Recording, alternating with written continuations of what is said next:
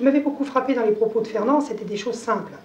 C'est survivre, vivre et faire vivre. C'est-à-dire qu'on ne peut pas avoir la prétention de commencer à faire exister les autres avant d'avoir soi-même résolu ce petit problème d'être bien dans le milieu dans lequel on se trouve, et donc d'avoir reconstruit ou réaménagé ce milieu. Des institutions, donc des techniques, des structures. Et quand j'étais au CET à l'époque, j'avais commencé par des choses très simples, des lectures, des clubs de lecture, un club de karaté, mais qui, construit autour d'une classe, permettait de déplacer, un peu comme vous le faites à la Neuville, et d'étayer les apprentissages sur des zones ou des lieux de réussite différents.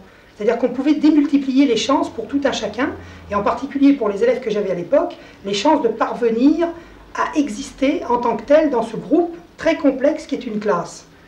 C'est vrai que chez Fresnel, la première chose qui est importante, justement, c'est de partir de ce qu'il appelait, lui, sortir de la scolastique, c'est-à-dire éviter la répétition et remettre les situations qui, à l'école, sont sur la tête, sur les pieds.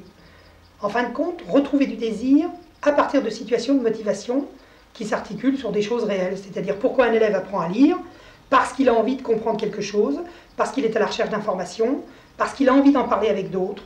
Pourquoi il va apprendre à écrire? C'est pour écrire à des gens. Et justement, pour écrire à des gens, il faut qu'il ait des choses à raconter.